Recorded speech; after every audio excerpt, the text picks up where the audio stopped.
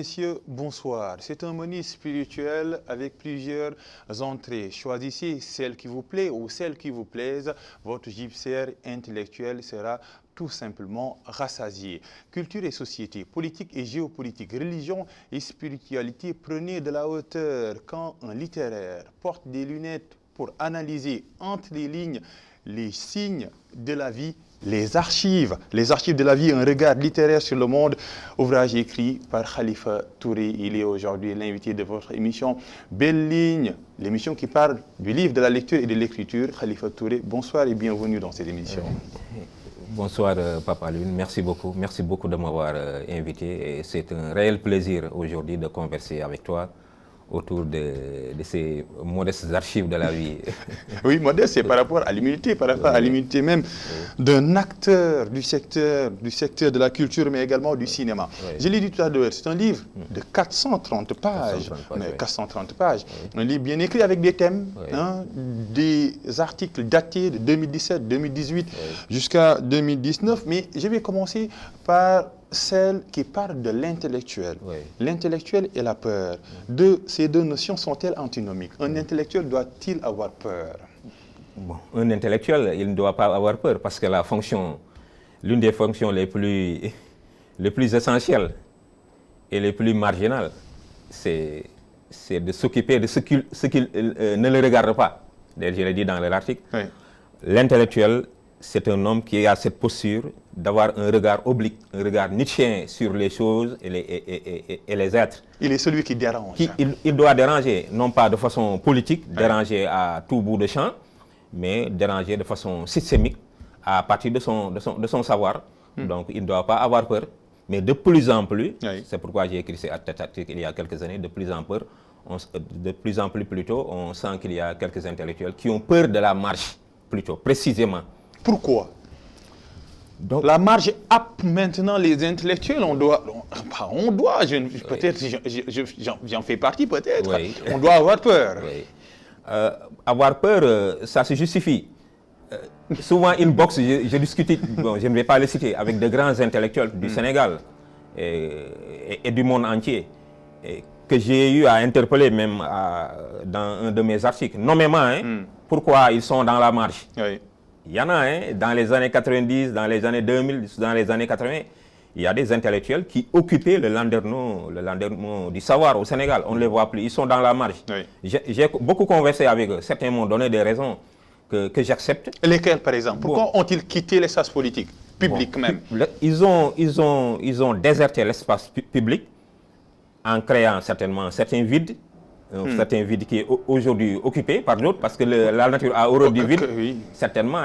Mais la plupart ont peur aujourd'hui de ce qu'ils appellent une grande cacophonie.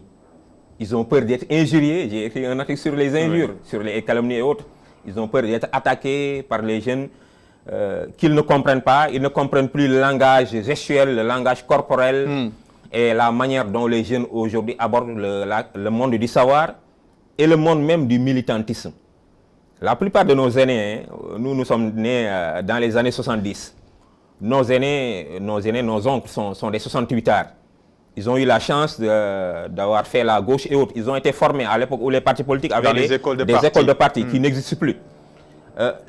Pour moi, les jeunes d'aujourd'hui n'ont pas eu cette chance. C'est pourquoi j'aime beaucoup cette citation de la diva sénégalaise Khar-Mbaye Madiagas. Bon, il faut faire une lecture assez au second degré de ce qu'elle dit. Donc il faut avoir peur, il faut avoir une certaine compassion, une certaine sympathie avec les jeunes d'aujourd'hui, les approcher, essayer de les aider à comprendre un peu, parce qu'ils sont dans une époque très très difficile. Ils ont du mal à accéder au monde du savoir, au monde du militantisme, et ils comblent cela par la violence verbale. Vous écrivez sur la violence verbale, vous écrivez sur les injures, vous écrivez presque sur tout. La peur même du sujet par rapport aux sujets, les sujets qui méritent d'être traités. Autrement dit, vous dites que certains intellectuels, ou plutôt les politiques, ne veulent pas aller en profondeur et restent un peu à la surface, ou bien pour tout simplement faire plaire à la marge. À la marge. Bon. Beaucoup d'intellectuels aujourd'hui, et même de militants, ce qui est paradoxal, ont peur d'abord de la pauvreté.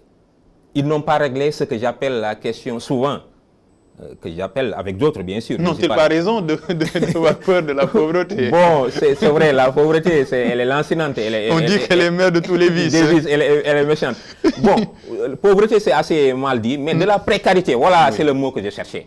Ils ont peur d'une certaine précarité, parce qu'ils n'ont pas réglé la question de l'avoir d'abord. Bon, certains intellectuels ont réglé la question du savoir. Ils l'ont réglé à leur manière, en maîtrisant un certain nombre de concepts. Mais d'autres n'ont pas réglé une autre question, une béquille très importante de la vie, qui est la question de l'avoir.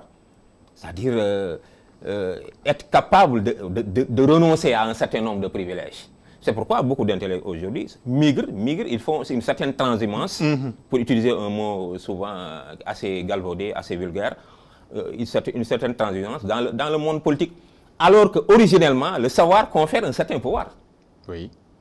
C'est comme si les intellectuels d'aujourd'hui ne se complaisent plus dans le pouvoir que confère le savoir en tant que tel. Mais parce que peut-être ce profil n'enchante plus ceux qui élisent. Certainement, dans une certaine mesure, ça n'enchante plus. Parce que les intellectuels ne sont plus suffisamment tranchants, suffisamment méchants. Ils n'ont pas suffisamment de recul pour se faire adorer, pour se faire aimer. Ils ne cultivent plus cette sorte de mystère, à part certains. J'aime citer souvent le professeur Djibril Samb. Bon, il n'est pas dans la théâtralisation, mais il a un mode de vie aujourd'hui très particulier qui lui permet d'écrire. Qui se réfugie à Saint-Louis. À Saint-Louis et qui a écrit un livre dont on dit qu'il n'y a pas 5 personnes au monde qui peuvent écrire ce livre. Un Sénégalais qui écrit ça. Donc, il faut cultiver cela. Écrire des choses, prendre le temps, je ne veux pas me donner un exemple, prendre 10 ans pour écrire un certain nombre d'ouvrages. Si peut-être une dizaine d'intellectuels le fait, et accepter aussi de venir parler aux médias. J'ai interpellé un certain nombre, je ne veux pas le faire. Parler un peu des intellectuels qui ont peur des médias. Voilà. Il y a un article. Oui, il y a un article sur ça, les intellectuels qui snobent les médias. Oui. Je ne suis pas d'accord avec eux. Oui. Venez parler aux Sénégalais. Parce que l'espace public maintenant, il est virtuel, qu'on le veuille ou pas. Qu'on le veuille ou pas. Moi-même, je l'avoue, j'ai un certain recul par rapport aux médias. Voilà, je me suis réfugié quelque part, mais quand même, je suis ce qui se passe. Lorsqu'on m'invite à la télé ou à la radio, je viens participer et j'essaie de contribuer, mais la plupart des intellectuels, certains même en ont fait une marque de fabrique. Oui. Voilà, ils fabriquent un certain mystère, voilà, ils fuient Pape Alioune Sarr ou bien Sada Khan ou bien autre, voilà, c'est pas la peine de le faire. Il y a de grands intellectuels qui ont un regard assez critique sur les médias et qui par moments viennent. Par exemple, quelqu'un comme Jacques Derrida, il a fait d'excellentes émissions, Jacques Derrida. Il a fait un face-à-face, mais mémorable avec Régis Debray. Régis Debray. Donc la référence à là. Quelqu'un comme Souleymane Bachir Diagne, je suis surpris de le voir partout. Mais certainement chez avec lui, une disponibilité extraordinaire, où tu veux, quand tu veux. Peut-être que c'est sa manière de faire. Donc, mais pour moi, c'est une très bonne chose. Et peut-être ceux qui fuient les médias s'interrogent, parce que vous vous interrogez également, à quoi servent les médias? Voilà, à quoi servent les médias, c'est aussi un article. Un article, oui. Oui. Les médias, à que les médias sont indispensables. Mais beaucoup de gens ne savent pas, et je l'ai dit dans l'article, que les critiques aujourd'hui, les critiques que vous entendez, que l'on formule à l'encontre des médias d'aujourd'hui, à l'époque d'Internet et autres, les mêmes critiques étaient formulées il y a 100 ans ou 200 ans. Donc il n'y avait pas des années d'or, années noires, etc. Non, peut-être certainement. Voilà, moi-même j'ai des références dans les médias. Mais vous les citez. Oui, je cite les Ibrahima Fall à l'époque, voilà, Ibrahima Fall qui était à Sud et autres. J'ai une référence aujourd'hui, je ne le cache pas. Moustapha Sen, c'est quelqu'un c'est mon grand frère, c'est quelqu'un, j'ai une très grande admiration pour lui. La presse sénégalaise a produit de très grandes plumes. La presse audiovisuelle aussi a produit de très grands monsieur. Bon, quand on en parle, nous qui sommes des années 70, certains nous disent que vous êtes nostalgiques et autres. On peut parler d'années d'or, certainement. Mais il y a eu toujours, les médias ont toujours évolué en dents de scie. Mais lisez Tolstoï, ça fait très longtemps. Tolstoï, même Nietzsche, il a dit des méchancetés sur les médias. Bourdieu, par exemple. Bourdieu Oui. récemment, Oui. il a dit des méchancetés sur les médias. Parce qu'il a une mauvaise expérience. Voilà, certainement, Voilà, c'est ça. des médias. Oui. Mais moi, mon rapport avec les médias, c'est un rapport d'attraction et de répulsion. Et je l'assume. Hein. Je l'assume. Il y a des choses que je n'aime pas trop, mais j'ai toujours aimé ça. Parce qu'à bas âge, je lisais beaucoup les journaux. Les journaux, à l'époque, il n'y en avait pas beaucoup. Oui. Je regardais quelquefois seul les émissions littéraires dans le salon. Regard, par exemple. Apostrophe avec Bernard Pivot. Bernard Pivot, oui. Donc, c'est ça, quoi. Mais il y a des choses quand même qui ne m'intéressent pas et je ne les regarde pas. Et peut-être la grande pathologie médiatique, sociétale, sociale et peut-être même religieuse, Oui. et vous la nommez, c'est l'achèvement culturel. Il y a un assèchement culturel terrible. Il y a une corrosion même culturelle. Il y a une érosion. On dit que certaines villes vont disparaître. Bon, les environnementalistes le disent. Mais on doit aussi réfléchir sur la disparition d'un certain nombre de choses sur le plan culturel. Oui. Et j'insiste beaucoup sur ça dans mes textes. La question de la transmission. Ça disparaît. Oui. Même dans les daras. Parce que dans les écoles traditionnelles, je dis les daras et autres, parce qu'il y a d'autres types d'écoles traditionnelles, les LEL et autres, c'est la transmission. Ce n'est pas seulement l'instruction. Même dans l'école héritée de la colonisation, l'école française, il y avait une sorte de transmission. C'est pourquoi on avait des maîtres. Oui. Le mot maître même n'existe plus. Oui.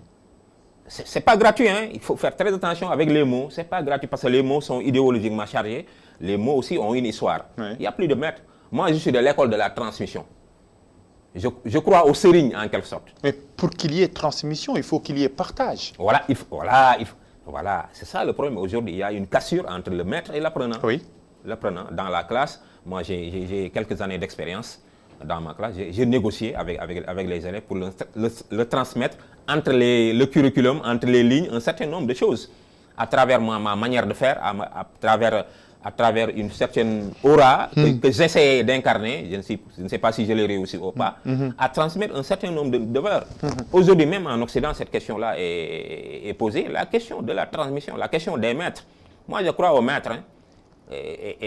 D'ailleurs, un lecteur très perspicace, le professeur Ablaye Elman Khan, qui a préfacé l'ouvrage, qui a écrit récemment Hello des identités. Voilà, un grand monsieur, oui. qui est dans la marche, qui est un intellectuel sous-coté. C'est vrai. Pour parler comme les jeunes. Hein. Les jeunes, quand ils parlent de foot, ils disent qu'il y a un joueur sous-coté et autres. Il faut réfléchir beaucoup sur les intellectuels sous-cotés. C'est-à-dire dont on n'a pas mis à la place qu'il faut. C'est l'un des 4 grands piliers de la philosophie au Sénégal. Oui. Donc il a bien lu. Il dit que le monsieur qui a écrit l'ouvrage, il croit aux maîtres. D'ailleurs, il le cite.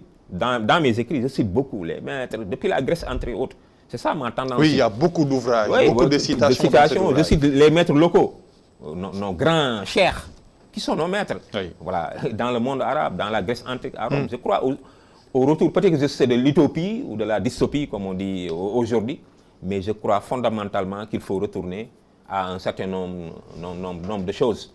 Pas radicalement, parce que la régression n'existe pas en réalité, en histoire, mais que les maîtres doivent revenir. Restons dans le champ médiatique. Vous écrivez une phrase qui m'a plu. Une presse doit être responsable, mais elle ne peut pas être neutre. Ça, c'est important. Voilà, ça c'est un problème aujourd'hui. Souvent, j'entends dans des débats dire voilà, il faut être neutre. Mais est-ce que notre société a cette capacité de réception, ce qu'Ayaos appelle l'horizon d'attente? Voilà, merci. J'aime ce mot, l'horizon d'attente. L'horizon d'attente est très important, surtout dans le domaine du théâtre et du cinéma. C'est très important aussi du point de vue de l'audimat. Les gens suivent trop l'audimat. L'audimat est très important d'un point de vue de la rentabilité. Exactement. Voilà, ça on ne peut pas le nier. Mais à mon avis, les médias, un journaliste, mais il ne doit pas être neutre. Il doit avoir pas une tendance, mais une certaine inclination. Certainement, Pape Alioune a une inclination quelque part. Oui. Je ne dirais pas que Pape Alioune doit être socialiste. On n'est pas une machine. Non, on n'est pas une machine. Oui. Tu as un cœur qui bat. Exactement. Peut-être que Pape Alioune a une tendance vers la justice, vers le règlement des problèmes sociaux. Il a cette tendance, je ne dis pas socialiste, mais social un peu dans sa réflexion. Donc, il n'est pas neutre. Un autre journaliste peut penser que seul le capital peut sauver le monde, même s'il n'est pas pro-libéral et autres. Donc, il n'est pas neutre. Donc, le danger, c'est de cultiver cette neutralité et autres. la neutralité, elle n'est pas imposée. Dans certains pays du monde, donc les journalistes sont classés. Il y a les quotidiens de gauche, de droite, et gauche, voilà, c'est ça. Ça doit être clair, ça ne doit pas être nébuleux. Un tel journaliste, on sait qu'il est de droite, un autre journaliste, il est de gauche. Tel autre journaliste a une tendance spirituelle ou religieuse et autres. Et c'est très important. Et le monde ira mieux quand les gens vont baisser les masques. Oui. Et on saura que telle personne ou telle autre est presque pour telle chapelle ou telle autre. Et le monde peut-être ira mieux avec un mot, scandale, le dur métier du scandale public. Oui. Quand on lit le scandale, on dirait que vous avez modélisé ce mot en deux, le bon et le mauvais scandale. D'abord, c'est quoi un scandale? Le scandale, bon, dans la société en général, hein, le scandale, c'est un mot assez, voilà, péjoratif. Oui. Mais en approfondissant, mais moi j'ai mis même les prophètes dans les scandales, vous voyez. Oui. Le premier scandale, c'est le tawhid. Tous les prophètes ont été des marginaux, puisqu'ils ont proclamé l'unicité de Dieu. On les a traités de fous. De fous, voilà. Tous de fous, de menteurs. D'abord de fous, ensuite de menteurs. Tous les prophètes connus, surtout les derniers des prophètes, Sayyidina Muhammad sallallahu alayhi wa sallam, il a été traité de fous et de menteurs. C'est le premier scandale. Aujourd'hui, le scandale n'est plus prophétique. Le scandale... il est orienté vers le sexe, pour nommer les mots. Voilà, vers le sexe. D'ailleurs, dans les ouvrages à venir, je ne veux pas déflorer mes textes. J'ai un texte sur le cinéma qui est scandaleusement... qui est inutile. Inutile. C'est-à-dire qui porte une insolence inutile. Voilà. L'insolence peut être utile quelquefois. Oui. Tous les grands auteurs ont une part d'insolence. Nietzsche, par exemple. Voilà. Et c'est très utile, oui. parce qu'il ouvre un certain nombre de perspectives. Oui. Même Imam Ghazali, oui. il a parlé du doute. Imam Ghazali, à l'époque, du doute, dans le champ de référence de l'islam. Devant des oulémas, les oulémas littéralistes et autres, les halaj et autres. Halaj, oui. Voilà, les halaj et autres. Je suis Dieu. Je suis Dieu. Même chez nous, un Cheikh Ibrahim Niass, oui. avec son école, avec sa marifa et autres, c'est une forme de décalage, voilà. Oui. Mais aujourd'hui, de plus en plus, le scandale est devenu vulgaire, le scandale est devenu inutile, le scandale ne produit plus de ainsi parler Zarathustra, le scandale ne produit plus de grands textes. La préface de Rousseau dans... Voilà. Les confessions. Les confessions, la préface de Cromwell, de Victor Hugo. Qui annonce le théâtre romantique. Discours sur le colonialisme, c'est un grand scandale. Oui. Et l'autre, cahier de retour au pays natal. Oui. Même la thèse de Cheikh Anta Diop, exactement. Mais l'antériorité des civilisations. D'ailleurs, le titre, c'est une forme d'injure à l'époque. Ça déconstruit tout. Ça déconstruit. Il faut qu'on aille vers ce type de scandale. Un scandale qui n'est pas du tout ordurier. Excusez-moi du terme, je vais rester poli dans l'émission. Mais vous êtes parlé comme Hugo. Voilà. Pas de mots savants, pas de mots rotulés. Mettez un bonnet rouge au vieux dictionnaire. Bien sûr. Donc le scandale doit être utile aujourd'hui. Un Souleymane Faye, sa manière de faire, je l'ai cité dans mon texte. Oui. Certains ont beaucoup aimé le passage sur le Souleymane Faye. Exact. Et Feu Ngom, le chanteur sénégalo-guinéen. Gambien, je dis guinéen à cause du coup d'État. Avec ses deux chaussures. Voilà, avec ses deux chaussures, avec ses déhanchements, mais plus scandaleux que les déhanchements de Elvis Presley. Donc ça, ce sont des trucs très artistiques. Oui. Un Djibril Diop Mambéty. Oui, exactement. Sa manière de faire. Ousmane Sembène. Et ça a produit vraiment des choses extraordinaires. J'ai cité même un éditeur sénégalais qui ne publie qu'en langue africaine. Il ne publie pas en français. Il ne publie, Seydou Nouroudia, il ne publie qu'en langue africaine. Et incidemment, quelquefois en langue française. Pour d'autres raisons.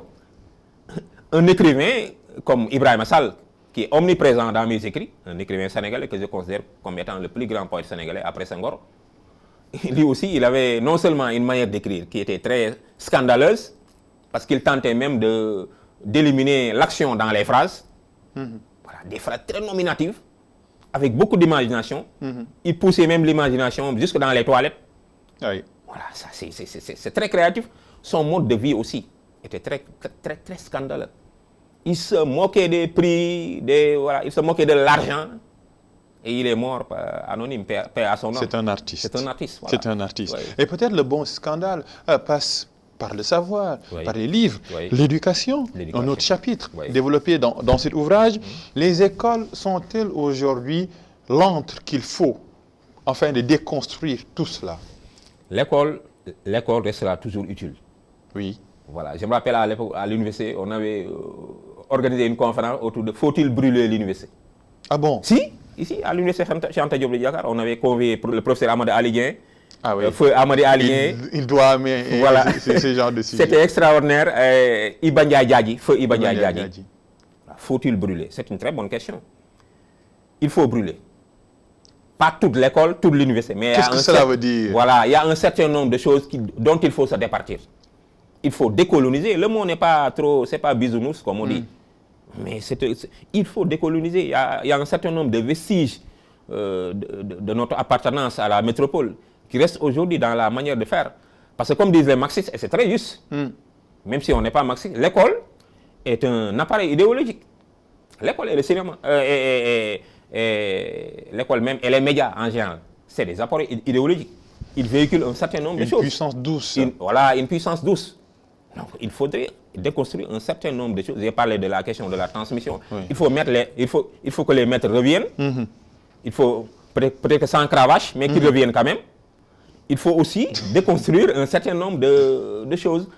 Tout est utile dans l'enseignement. Il faut enseigner la culture en général, enseigner la Grèce antique, enseigner Rome. Je ne suis pas de cette tendance à dire, voilà, il faut se débarrasser de Victor Hugo, il faut se débarrasser de Rimbaud et enseigner nos chers locaux. Les canons là. Les canons. Mais nos chers locaux, Cheikh Ahmadou Bamba, Seydi Hadji Malick, Cheikh Ibrahim Niass et d'autres, même l'ancêtre archétypal, Cheikh Omar Fouti et autres, tous ces grands écrivains. Abdou Khadir Khan, par exemple, Thierno Souleymane Baal, la Révolution mais dans leurs écrits, ils citaient d'autres auteurs, des auteurs qui ne sont pas africains. C'était des universalistes. Ils n'étaient pas enfermés. Il faut faire très attention. C'est vraiment leur rendre un mauvais service que de dire qu'il faut se débarrasser des auteurs étrangers. Il y a des gens qui le disent, qu'il faut se débarrasser. La science n'a pas de frontières. Non, les Cheikh Abdou Hadj Jilani, les Imam Ghazali, les Mohamed Yaddali, les Sidi Mokhtar Al-Kounti sont omniprésents dans les écrits de Cheikh Ahmadou Bamba. Exactement. Quelquefois, quand il dit même le Cheikh, il parle de Ghazali, omniprésent. L'un de ses fils même, il a donné le nom de Cheikh Mohamed Yaddali à l'un de ses fils. Dans les écrits de Seydi Hadji Malick et même de Cheikh Tidiane Sy, mais il cite Platon et Socrate. Donc, ils étaient très ouverts. Oui. Quand tu lis certains écrits de Cheikh Ibrahim Niass, tu penses que c'est Héraclite ou Parménide qui parle. Il les corrige même. Ce sont des intellectuels. Voilà, ce sont des intellectuels. Donc, il ne faut pas dire qu'il faut s'enfermer. D'ailleurs, notre poète national, Senghor, nous a toujours enseigné qu'il faut s'enraciner et s'ouvrir. Il ne faut pas s'enfermer et dire qu'il faut se débarrasser des auteurs étrangers et lire simplement les auteurs locaux. Moi, je ne le fais pas. Parlons de l'actualité, même si le texte a été écrit en 2017, c'est par rapport aux députés. Les députés, vous êtes députés par ce qui se passe. L'actualité vous donne raison avec une affaire de trafic de faux visas diplomatiques qui impliquerait des parlementaires. Pourquoi l'hémicycle est-il autant contaminé par un variant, le variant tout simplement de l'achèvement culturel, mais surtout des faits judiciaires? Parce que vous écrivez un article sur les députés. Vous dites d'abord, au début, je suis député par les députés. Par les députés. Et je le dis, je l'écris avec beaucoup de... avec une certaine douleur, parce qu'ils nous représentent. Et ça se voit. C'est nous, hein. Oui. Ces députés-là, c'est nous. Il faut être très, très rigoureux sur ce plan. C'est nous. Ils ne reflètent que ce qui se passe. Comment ils en sont arrivés là. Qui a fait des députés qui créent autant de dépits. Oui. Qui a fait de... C'est nous. C'est nous qui prônons le nivellement par le bas, qui prônons une certaine, je ne dirais pas médiocrité. C'est une responsabilité entière. Entière de la société. Dans certains pays du monde, le Canada par exemple, et d'autres, si je ne me trompe, pour être ministre, il faut d'abord être député. C'est-à-dire le Parlement, c'est le laboratoire où on forme les futurs membres du gouvernement. Il faut avoir été parlementaire d'abord, avoir guerroyé dans le Parlement autour des questions peut-être de l'éducation, pour plus tard travailler au ministère de l'Éducation, pour devenir plus tard ministre de l'Éducation nationale. C'est l'antichambre. C'est l'antichambre. C'est comme ça que ça se passe. Depuis toujours, hein, ça a toujours été ainsi. Même dans nos systèmes politiques locaux, au Kadior, au Baol et autres, mais les représentants, c'était les meilleurs. Oui. C'est pourquoi, si tu lis bien, je ne suis pas contre la démocratie, mais il y a beaucoup de critiques sur la démocratie. Mais vous dénoncez la démocratie. Je dénonce pas. Mais que faire? C'est le mauvais, le pire des meilleurs systèmes, voilà, comme Churchill disait. Ouais, il le dit, et c'est vrai. Moi, je vais dire autrement, il nous faut des démocrates avec du sang d'aristocrate. Je ne suis pas monarchiste. Autrement dit, des intellectuels au pouvoir, c'est ce que vous voulez? Des intellectuels, des hommes politiques, philosophes. C'est-à-dire pas philosophes au sens académique du mot, mais des dirigeants qui ont une certaine plus-value morale. Voilà. C'est ce qui manque à nos députés. C'est pourquoi je me pose la question dans l'article, à quoi ils servent? Oui. Voilà. Quand tu te dis, quand Papa Ali se dit qu'il gagne autant, certains vont dire qu'il est jaloux et autres, alors que ce n'est pas cela. Il représente le peuple, il représente une certaine manière de voir, il représente un certain nombre d'aspirations du peuple. Et ils doivent en être dignes. Et aujourd'hui, quand on parle de scandales aussi graves sur des passeports diplomatiques et autres, qui impliquent des députés, ça ne doit étonner personne. Parce que la manière de donner le pouvoir, il est divin? Oui. Non, ça, il faut faire très attention avec là. C'est une projection, si je peux m'exprimer ainsi. Voilà, une projection orthogonale du pouvoir de Dieu sur terre. C'est Dieu qui a distribué les pouvoirs, hein? Comme on dit au Sénégal, l'endombotank là. Mais ce sont des manifestations du pouvoir de Dieu. Celui qui prend ce pouvoir-là et qui le prend, et j'utilise une expression des Japonais qui sont très spirituels, avec stupeur et tremblement. Voilà. Je suis député, mais quand je représente le peuple, j'ai peur même de trahir le peuple. Ce député-là, il va faire du bien. L'autre, George Washington, lors de sa cérémonie d'investiture, il disait que je m'achemine à la Maison-Blanche comme un condamné qui va vers l'échafaud. C'est ce qu'il disait. Parce qu'il comprend un peu le sens, ou bien la lourdeur de la tâche qui lui incombe. Ah, bien sûr, quand tu reviens dans le champ de référence même de l'islam, la référence absolue dans ce domaine, c'est Omar ibn Abdul Aziz. Oui. Le célèbre Omar ibn Abdul Aziz, qui est petit-fils de Omar ibn al-Khattab, qui était un saint laïque. Bon, je dis laïque, je précise laïque. Il nous faut des saints laïques. Je ne suis pas utopiste. Il faut. Mandela est un saint laïque. Je ne dis pas que Kagame est un saint laïque parce qu'il est en cours. Oui. Moi, certains me taquinent, ils me disent souvent que toi, tu ne parles que des morts. C'est plus sûr. Non, on ne sait pas ce qui va se passer. Mais en tout cas, il est sur le bon chemin. Il nous faut des saints laïcs. Et c'est possible. Il nous faut des saints laïcs au pouvoir. Et vous posez une question. Qu'est-ce qui fait courir les politiciens? La réponse est... ça m'a fait rire. Vous dites les politiciens sont des coupeurs de route, des coupeurs de tête, de la bonne dirigeante, non? Certainement. C'est des expressions que les gens utilisent, d'or-marteau, voilà, et autres. Et ils font. Les coupeurs de route. Des coupeurs de route. Abdou Kalpé, à l'époque, c'est ce qu'on disait au Sénégal. Oui. Mais c'est des manières, des pratiques assez mafieuses, assez malsaines, aujourd'hui qu'on retrouve dans le champ politique. Et à l'époque qui existait, mais qui était très marginal. Aujourd'hui, c'est devenu une pratique courante. Une pratique même qui permet à certains même d'avoir de la promotion. Parce qu'on a coupé la tête à quelqu'un, qu'on lui a fait du coupé décalé, comme on dit, comme disent nos amis ivoiriens. Et on est promis à un poste. Alors que ça ne devait pas être le cas. Oui. Oui, parce que c'est des contre-valeurs aujourd'hui qu'on essaie d'inculquer aux jeunes. Alors que dans ce pays, mais il y a des références. Lisez Mamadou Dia, le président. J'ai eu la chance de le rencontrer. Ah. Si. Juste avant sa mort, je suis allé chez lui, on était un groupe d'amis, on l'a salué, il a prié pour nous. Et il a dit ceci, et je parle, les témoins sont là. Il nous a dit, je suis la graine. Non, il nous a dit, vous êtes la graine que j'ai semée.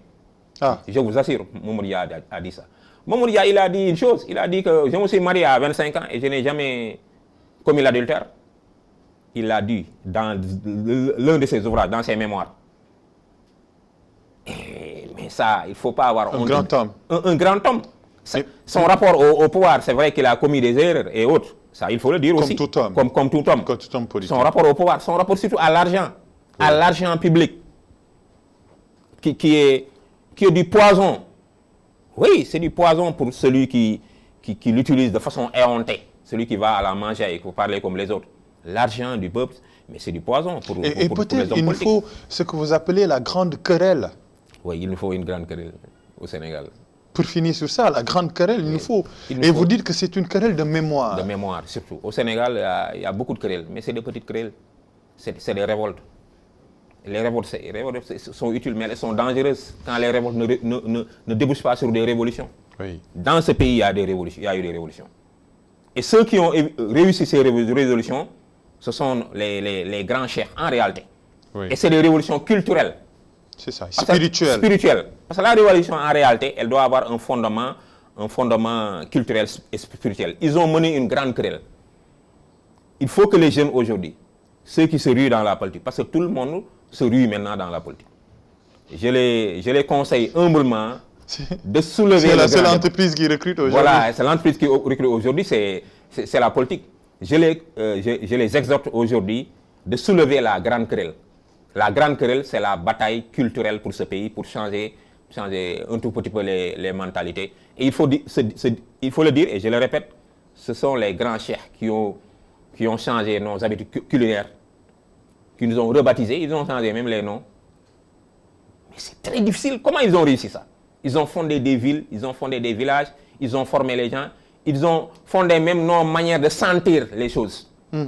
Ils l'ont réussi. Il ne faut pas qu'on les prenne pour des démiurges, des gens inaccessibles, des prophètes et autres. Mais c'est des humains, peut-être qui avaient une certaine plus-value spirituelle. Et aujourd'hui, nous qui sommes leurs héritiers, nous pouvons faire continuer leur œuvre en menant de grandes querelles dans ce pays, sans violence verbale, sans coup férir, sans lever les armes. C'est important. Oui, c'est très important. Les archives de la vie, un regard littéraire sur le monde, 430 pages, c'est délicieux comme ouvrage écrit par Khalifa Touré et préfacé par le professeur Abdoulaye Eliman Kane. Khalifa Touré, merci d'être là. Oui, c'est moi qui vous remercie. Et je reste seulement les 30 minutes, on pouvait développer davantage. Exactement. Mais ce n'est que partie remise, Inch'Allah, pour les prochains ouvrages, parce qu'il y a 2 ouvrages qui vont suivre. Et c'est publié par l'édition Harmattan Sénégal. Achetez-le et lisez-le. C'est un excellent ouvrage d'un grand qui connaît un peu beaucoup d'auteurs. Beaucoup d'auteurs sont cités avec des références, avec des citations également. Merci à vous d'avoir suivi cette émission. Merci à l'équipe technique. Rendez-vous pour la semaine prochaine pour un autre rendez-vous de la lecture du livre et de l'écriture sur ITV.